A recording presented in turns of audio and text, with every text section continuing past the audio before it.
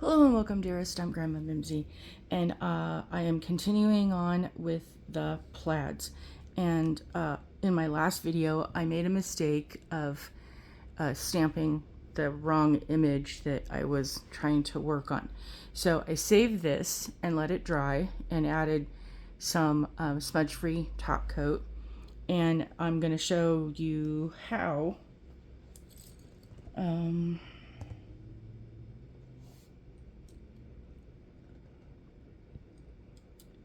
to transfer this over. Here, we'll do this one because it'll be. So I did the stamp. You can give it a few minutes to let it set up and very gently and very carefully glide the smudge free, or let your polish dry. And I got busy and forgot to come back and top coat it with the smudge free. So it pretty much sat out all night. So here is, and then I just did this like a couple hours ago. I was working on other things. So I'm going to come from, and this works really good for this. This Maniology's,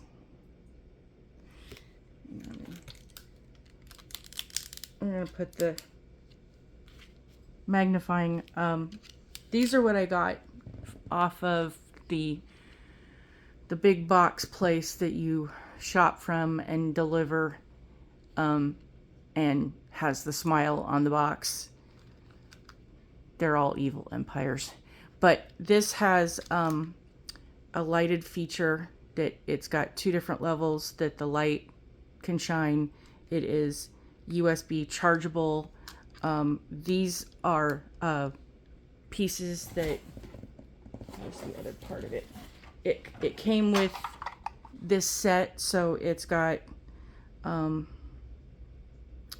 is it, 1, 2, 3, 4, 5 different of these that plug in. They just kind of pop out and pop back in, and make it a lot easier. I got this not necessarily for doing artwork on my nails, but artwork in other crafts and projects. And so because it has the different layers that the different levels of magnification in the prongs that you go in, was perfect for the things that I was wanting to work on. Okay.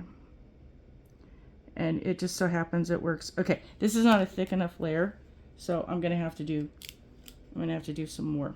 So that's the problem with this, is why probably many people who either haven't tried it or don't like it or can't get it to work, is that you have to put multiple layers of the smudge free or your other top coat, and you need to do it enough times that this becomes a thick enough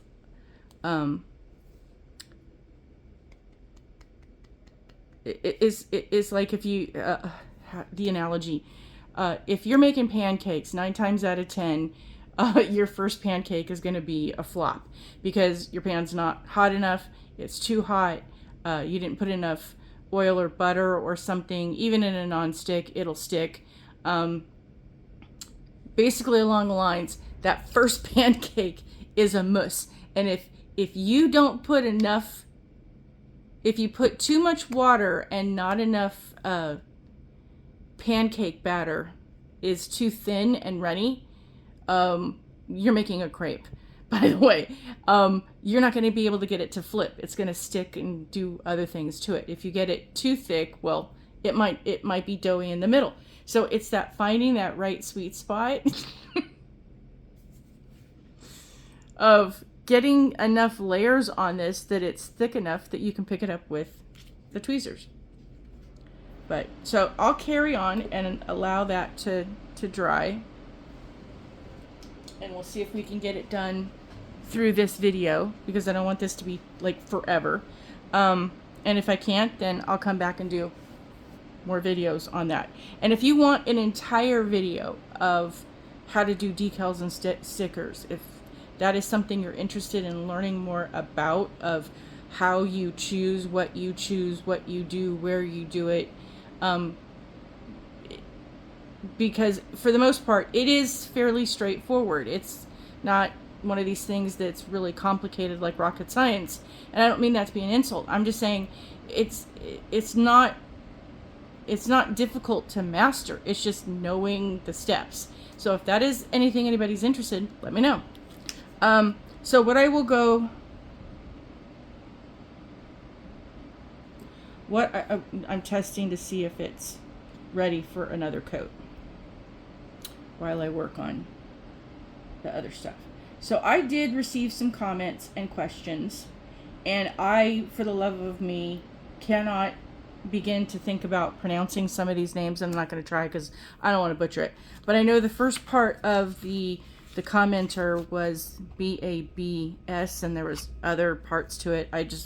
Sorry for shortening it. I don't mean to, not say your name properly, but Babs, or whatever your screen name was, I hope you please don't take offense, but I'm making it easy for everybody. So the first question was, how do you know which order to use the patterns if using 2 or 3 different ones for layering? Okay, so I think I've said this in other videos. Practice, play, explore, experiment. Don't worry about wasting the polish, because you're not really wasting a whole lot. Yes, I've been around doing this for a very long time, and I have more bottles of polish than I can keep up with, to be honest, because you just keep getting more and more and more. And there's ones that I use all the time, ones that I've barely used because I didn't have a need for that shade, and it came in a box, or it came in a mystery, or it came somehow, and it wasn't one that I needed to use or that I liked, or whatever the case, and it's still sitting. And they're perfectly fine. Nail polish doesn't go bad. The ingredients in it, though, some do evaporate and make it thick and goopy, and then you need a thinner. And Maniology sells a wonderful thinner that works really, really well. So get you some thinner, just in case, and don't worry about wasting it. Because I have polishes that we've been in this particular unit on this complex, because we moved into this complex, we moved into a different unit, and then we moved to this one. We've been in this unit on this property over a year and a half for both, because we moved to this property July 1st of 2023, and we've been in this unit I think it was 2 or 3 weeks later we moved into this unit. So July of this year, August, September, October, November, December, we've been here a year and 5 months, so almost a year and a half.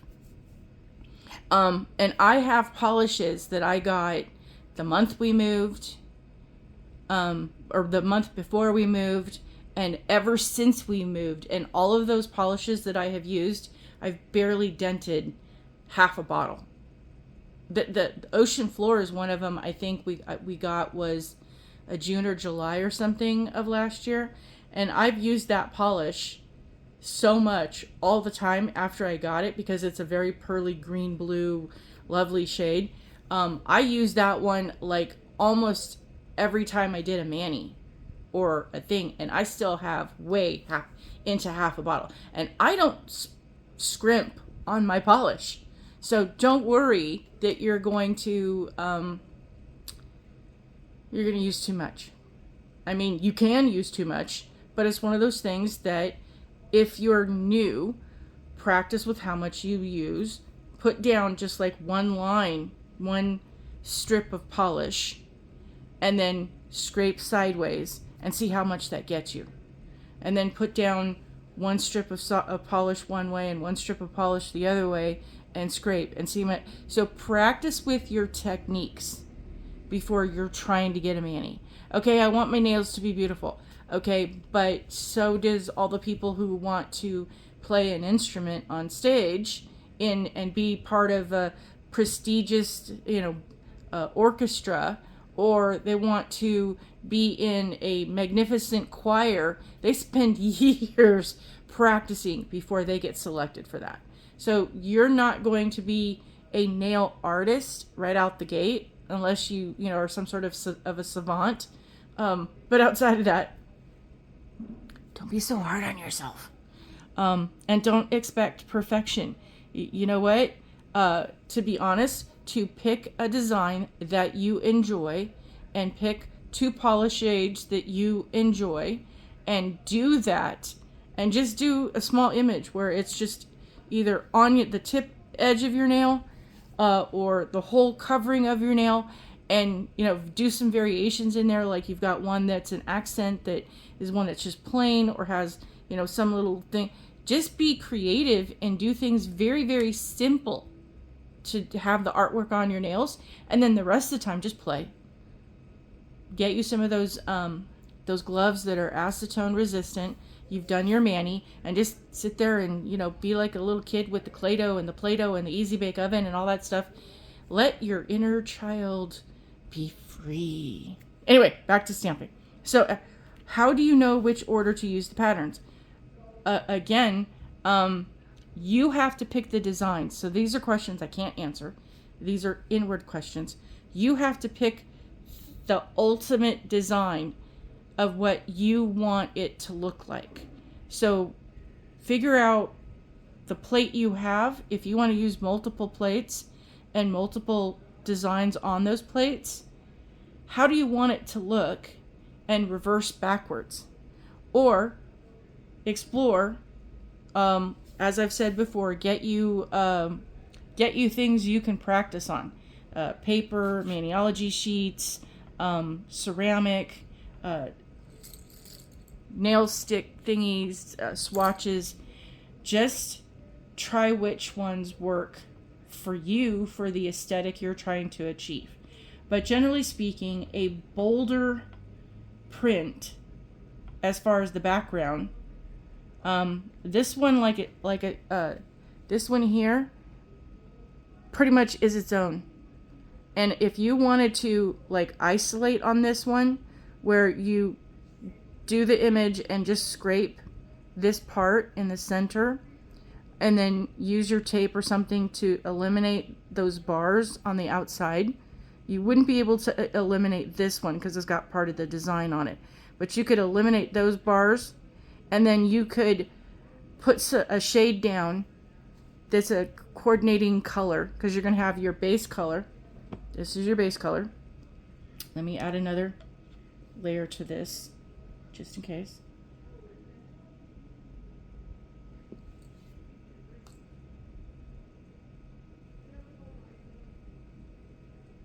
And once you have this down, like I said, go gently, do not drag, it's just a gliding across for the first coat. And once you've got the second coat on, then you can add a thicker layer of polish and just kind of spread it, and then just let it sit and dry and do its thing. But as I was saying, if you're going to do this image, you can move these bars off of your stamper and stamp on your nail or your tip. And then or if you have other stampers, you could stamp that part and set it aside, because the sticky base coat will save you.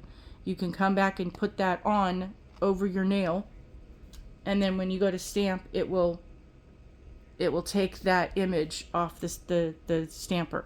So then you could go through and re-stamp again and remove the inner part with so you're gonna, sorry, I'm wound for sound, I think.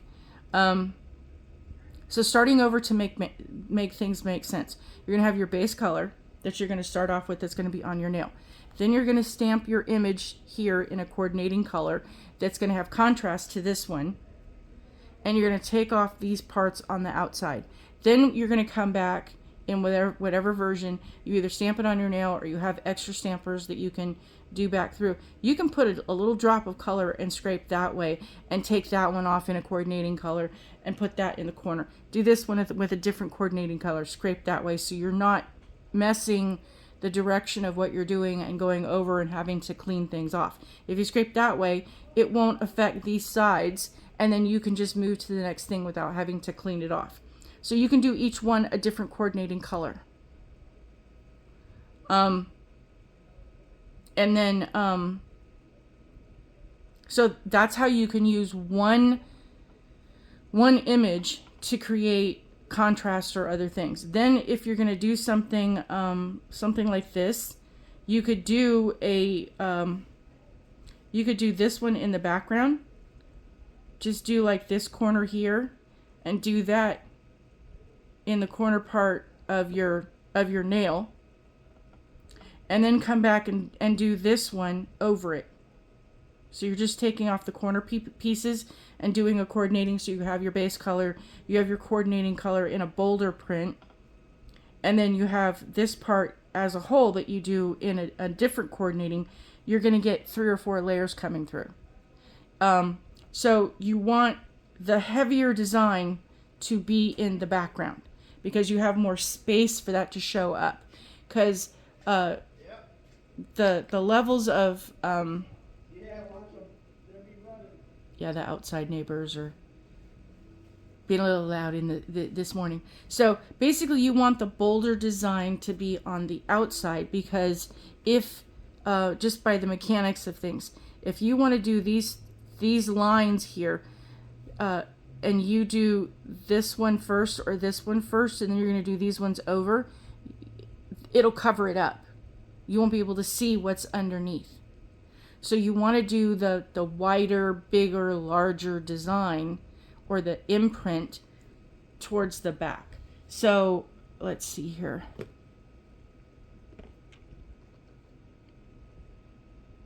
Like this one you would do in as the base.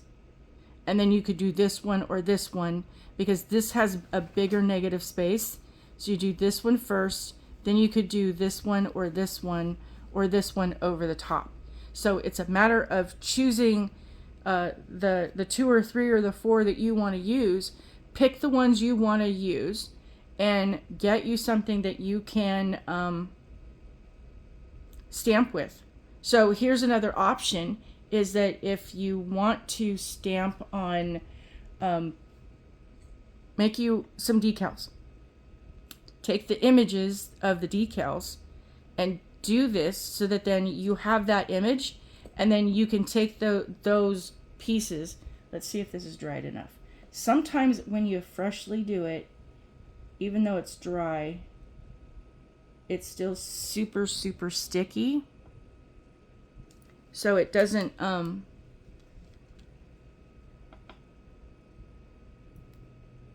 maybe is it gonna work? Okay, so basically you need the tweezers just to get it up, and then the rest of it just comes off. Just pull gently so you don't stretch it, because it is like goopy and it will stretch.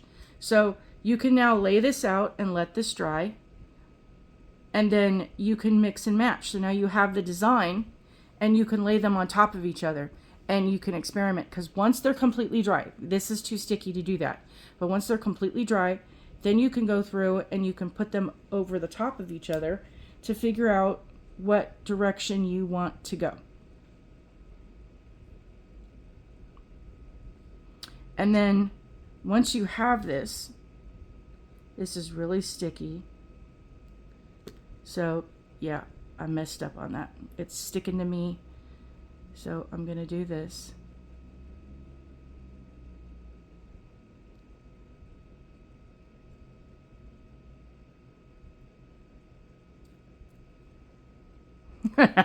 Don't put it on you next time.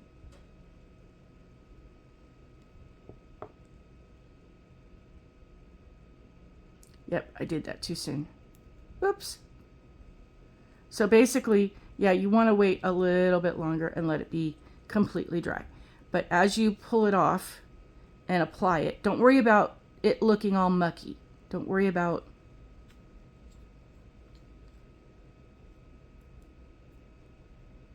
that. Is really stuck to me.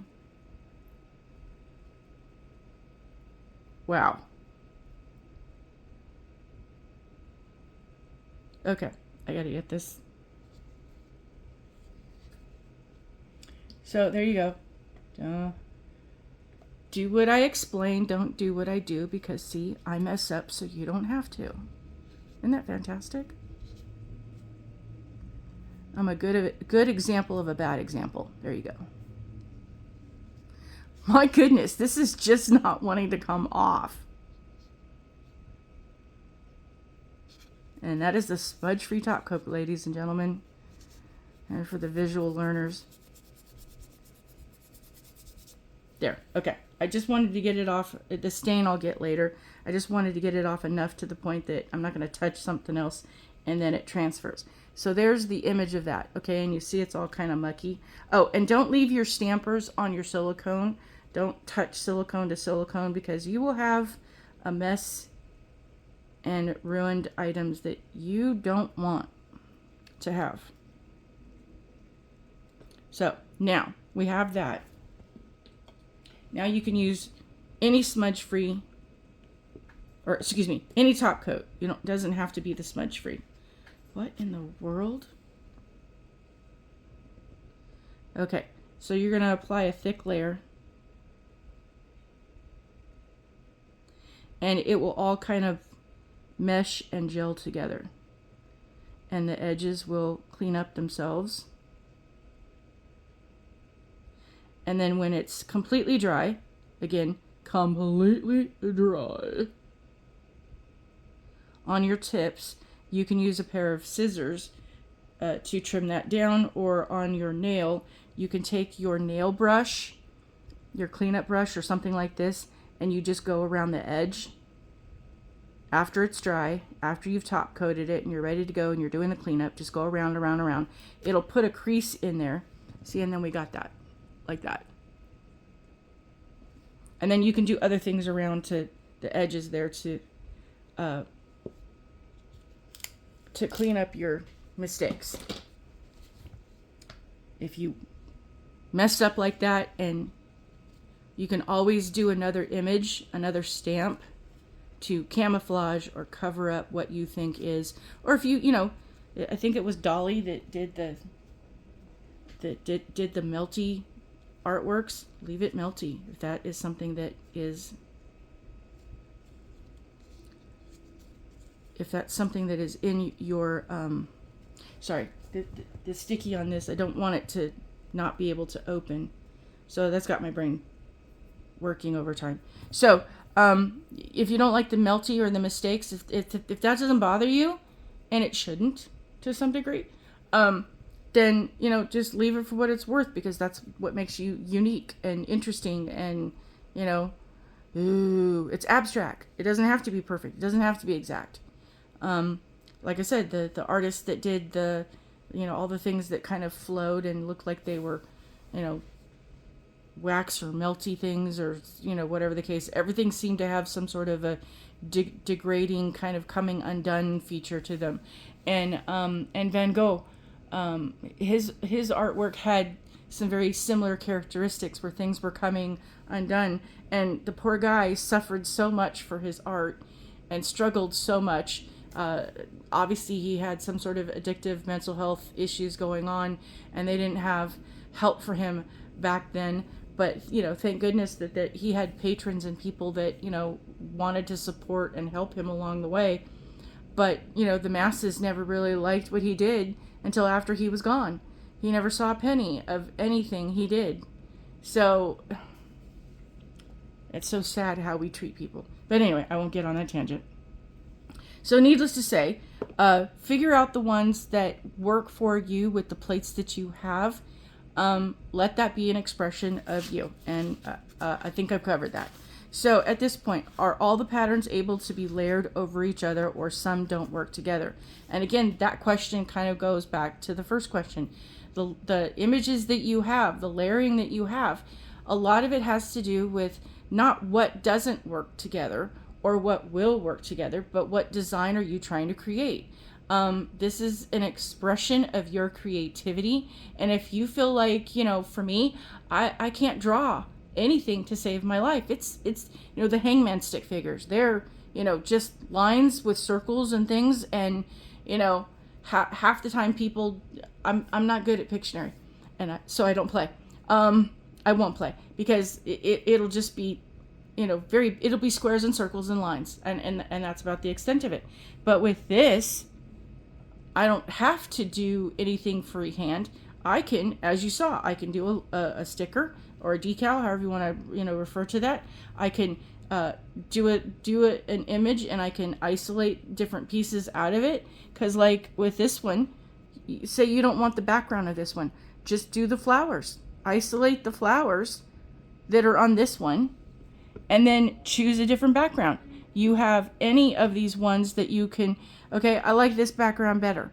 So isolate this part and just keep doing this little tiny strip right here. Just keep doing it in sections where you've picked up that part long enough and wide enough to cover the nail or to cover the open area that's going to be in between these things. And because this part on this one has such a small area in places, it won't matter. You can do it in segments. But keep doing it until you have it. And, you know, to do these flowers with this background, you probably would need multiple stampers, because then you could isolate each part and go, okay, do I have enough? And then you could create them as in stickers or things like a puzzle and put them together on your little silicone thingy so nothing sticks. Make sure everything's completely dry. And then you could go through, and that could be your accent nail that you spent all your time on, and then everything else is just really simple. Then you could just do the flowers or just do the lines someplace else. It doesn't have to be a whole lot of things. It could just be one little part. And that's why I love French tips so much, because the different designs, the different configurations, the different sizes of the lines, you can do them from very thin to very wide. Maniology has so many plates that the French part has in of itself so many different designs that you can get very, very creative. You could buy 3 or 4 or all of the French tip ones and would never have to buy another plate. You could always have something different on your nails with just a few basic plates. But I'm a glutton for punishment, and I have more plates than I can figure out how to store and keep track of. So there's that. I'll get off that tangent. How do you know which pattern? Okay, on this one, so on the plate M267, as I was just saying, I think I have it. I thought I have it. It looks familiar. When I went looking for my plaid plates, something in my head said, yeah, you got that one, but I can't be sure. And I didn't find it in the stacks I was looking at. So I'm still searching and looking to see if where I put that, because I had different categories, and at one point I was putting them into sections because there were projects I wanted to do and art ideas I wanted to do, and I had them all situated out, and then we moved, and then I had to recreate those categories again. Some of my stuff from storage has not made it here yet. It's not. It's got to be in a box that's not labeled or something, or that got behind another box or got put in another box, because it's just not seeable. But we have a large storage and there's less. Anyway, I digress.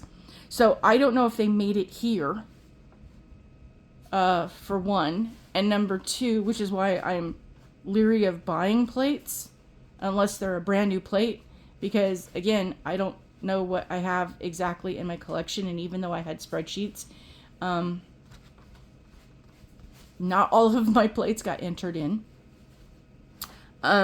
So I do have a list of most of the ones I have, but again, the ones from farther on when I wasn't keeping a spreadsheet are the ones that I don't know about. So anyway, so at this point, at the moment, I don't have it. And looking at what would you use it with, and the bottom row last pattern layers 268. Okay, so the bottom row, the last pattern, bottom row. So here's my question: are you going left to right last pattern or right to left? So bottom row. So if it's this one or this one, you could do that one on previous answer. You could pick whichever one. 268. You could pick whichever one you wanted, and to be honest,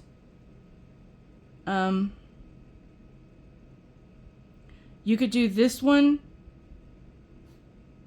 as the background. Okay, so your question on 268 Okay, so you're asking for this one and this one.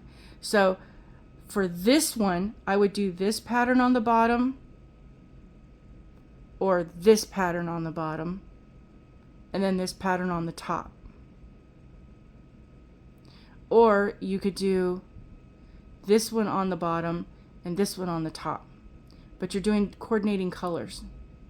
So basically, if you're using this shade, oh, I hope that was in view. I was paying attention to what I was doing. So I'll repeat just in case it wasn't in view. So you're asking, if I think you're asking about this one, I would do this pattern or this pattern on the bottom. So you've got this green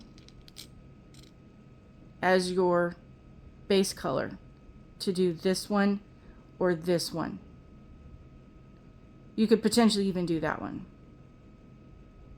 And then I would use this one as a yellow, like this shade yellow, so that there's a contrast. And put this one over the top. You could even do like a black or a white. No, your base color be black. Excuse me, base color be white. Do this one over in black, and then do this one over in, like a striking bold color, bright yellow or green or something that would stand out.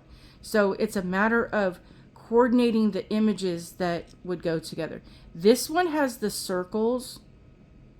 I don't know if you can tell, but it shows up on the camera a lot better than you see it. When I angle it, you can see there's the negative space that are like circles. You could do that one. I know there's another one. Like with this one. You can coordinate with this one and play with which one works better. Or you could do it with like the checkerboard. But honestly, this one,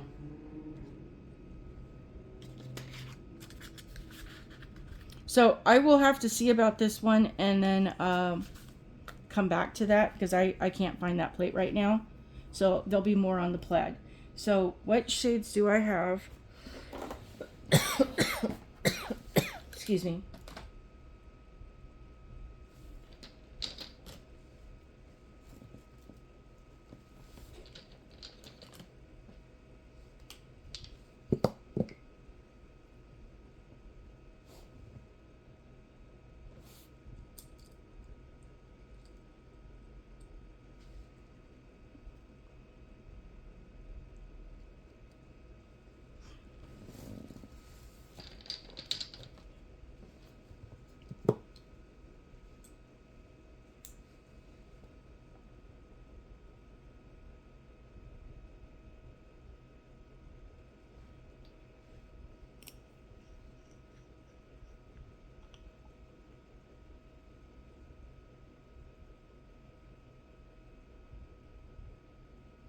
Okay, what I would suggest, or I'm going to explain, is that when you use the brush to paint polish on your nail, on your tips, you're going to get a very thicker layer for it to have to dry. So I'm doing this.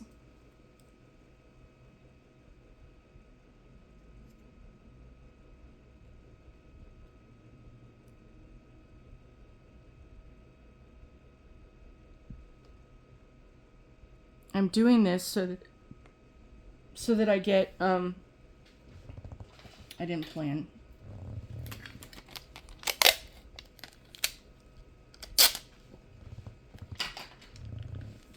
Didn't actually plan to do art. So I'm not, okay.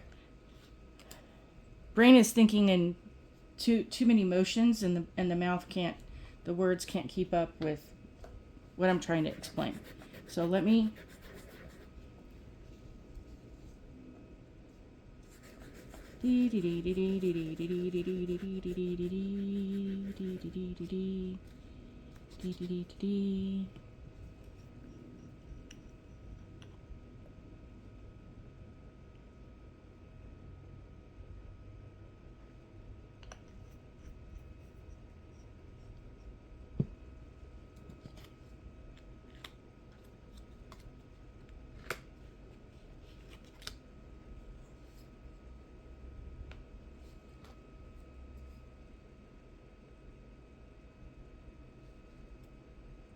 Okay, I wasn't trying to get the design. I was trying to get the polish on the nail, because when you go to stamp, if I were to brush on that, it would take forever for it to dry, and it would make the process of the explanation be way more difficult than it needs to be. So because I'm doing the stamping, the layers are, yeah, it's not even tacky anymore. Those are completely dry.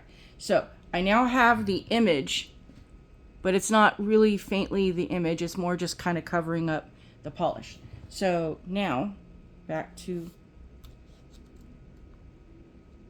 the design to answer your question.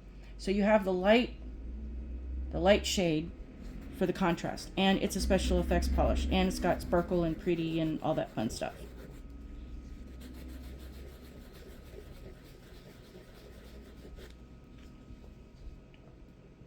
And I am immensely distracted and love having the special effects polish. I will get a special effects polish all the time because they are spectacular. Okay.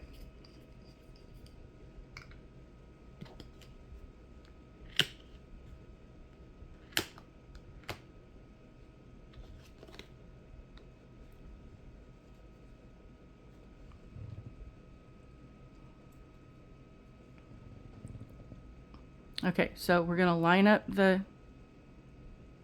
nope, wrong way.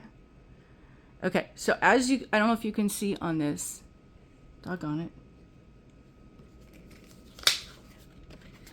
The way I picked it up, there's a jagged edge on one and a straight edge. So I'm gonna use the straight edge and line it up with the nail, starting with this side.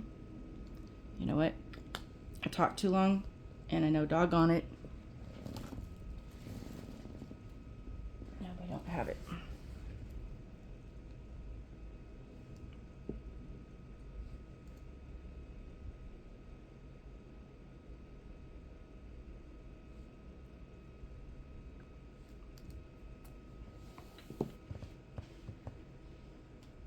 So now I can take the time and show you. Okay, I did a really good pickup, except for, if you can see, this one edge is straight and this one edge is kind of got the squiggles, because I was doing it so quickly. I didn't get all of the paint towards the edge, so I got a wiggle. And that's okay, because this is going to be wider than the nail. So the part that's got the wiggle, unless you want the wiggle, the part that is there, I'll just have that be the excess. But if you want the part where it's the negative space, that it didn't pick up the whole thing, then use that. I mean, don't let it go, oh, I didn't get a perfect pickup, there's something missing. Well, if you like the fact that there's that piece missing, again, you don't have to spread your polish all the way out to the edges. Spread your polish to the parts that you want to pick up, so that if there's only something you want to isolate, don't put polish on it. And then you don't have to worry about cleaning it up or taking it away. Okay, so we're good on that. Hopefully now this will stick. Need to get it on the right way. That I'm going to use this. And oh, I need my glasses, because through the red, I'm not able to see this as well as I would like. So at this point, I don't know if you can see, I'm going to line this up right there, go all the way down. We got it to pick up. So now you have that part. And you see that there's a part at the top. Take the part that didn't go and do the same thing. Line it up, match it up as best you can, lay it down, and Bob's your uncle. Don't stress, don't worry. Okay, now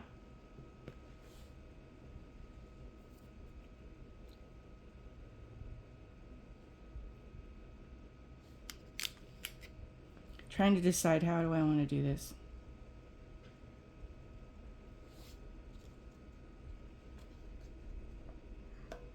because my mind is coming up with, okay, I could do this, I could do this, I could do this. So I'm trying to, think about the possibilities of, okay, what's going to look like when I do it this way. But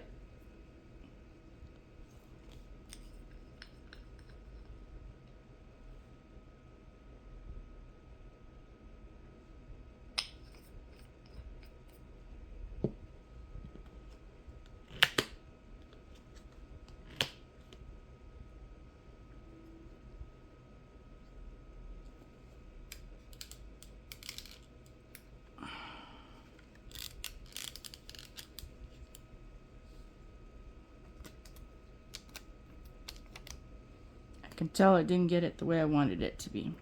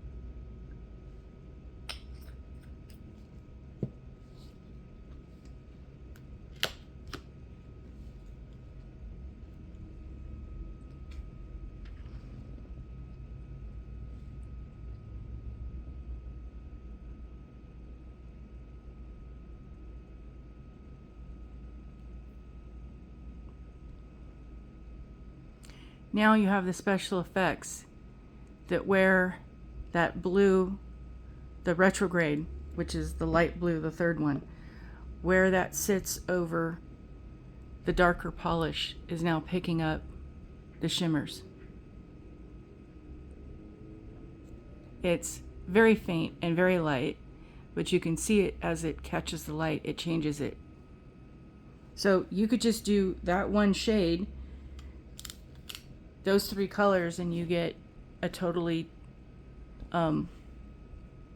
interesting look just for using it by itself with the colors. But if you wanted to use contrasting colors, you could do the same thing. Here's another one.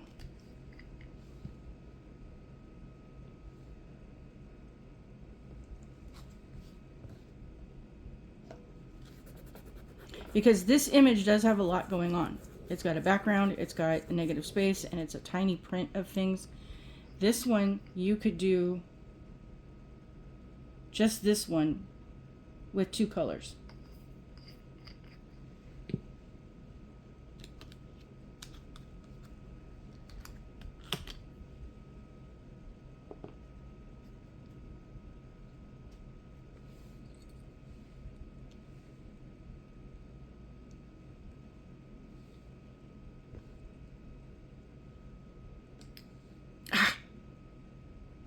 Wrapping things.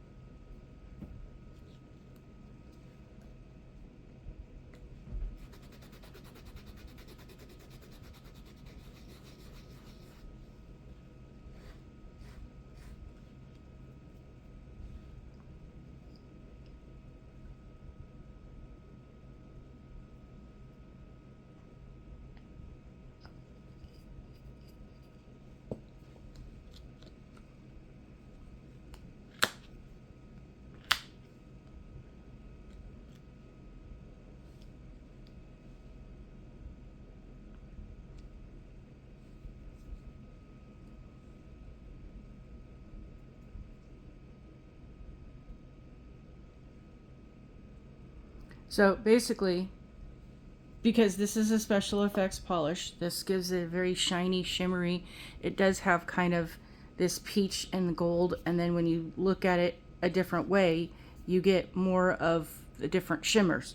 So you could do that special effects underneath with a very sheer color, and then do something, you know, striking over the top, and again, you have that optical illusion that you are potentially going for. Okay, now here's another thing you could do. Since you asked about doing it with another design.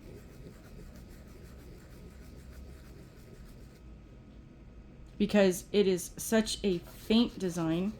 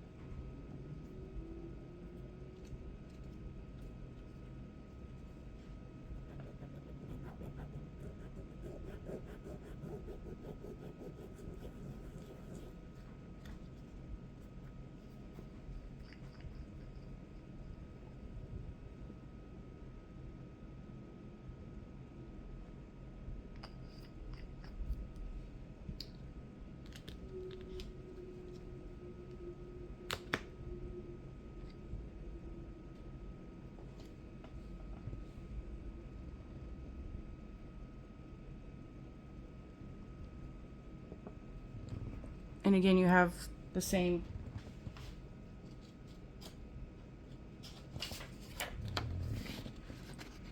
You've used the two designs, but you have it, you're using it as a special effects. And if you really wanted to, though, to be more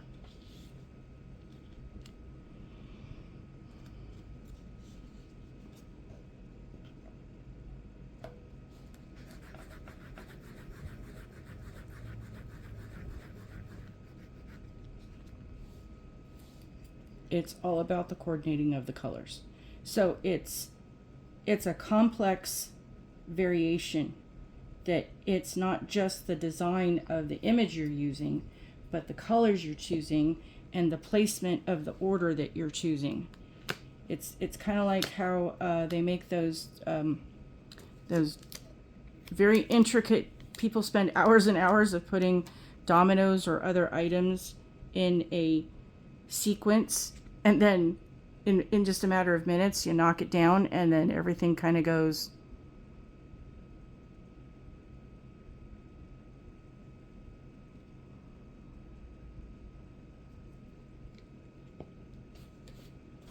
and comes undone. See how that changes it? It's where you place it. So if you wanted to do two bold designs like that and kind of mash them together, you're not putting one on top of the other, you're off centering one from the other so that you get more of that mind boggling, spiraling with your trying to focus and see the images. The brain is trying to make sense of it and it's going, ooh, I don't know where to look. It's all over the place. So it's a matter of the end result is what you're trying to achieve. And I guess that's just going to be the basic answer for everything. That how you use the plates has to do with your ability to see what creatively you can do. Dig deep. And don't just look to, and here's the thing, I don't know, I can't, because you're trying so hard to find the follow the instructions, do it like it's supposed to be done. You are the one, there's this thing as a life coach that I teach, that I learned, that if basically in your wording of the words that you say, the things that you think over and over again, if someone says, hey, can you go in the cabinet and get me fill in the blank, whatever the item is, and you're standing there going, I don't see it, I don't see it, I don't see it. You are, in those words, are telling your mind to block it out. So fun fact, for the hearing listeners in the room, when the wife instructs the husband as he's leaving and says, honey, don't forget to pick up on the way home, fill in the blank. The mind language words are not, no matter what language that you speak natively, that you grew up learning, and if you learned another language, that's your second language in language. But technically speaking, humans, visually, we see in what is here and tangible. So that is our first language, is what we can see, hear, touch, taste, feel, all of the stuff that is within our environment. When they associated words and said, okay, this is paper and this is a stamper, our minds had to then understand and create a dictionary and assemble a place in the brain, because the visual understanding, the hearing understanding, those are automatic. You know what those are. Okay, a scary sound is a scary sound. You don't need the explanation of that. When a big monster roars, you know that's danger. But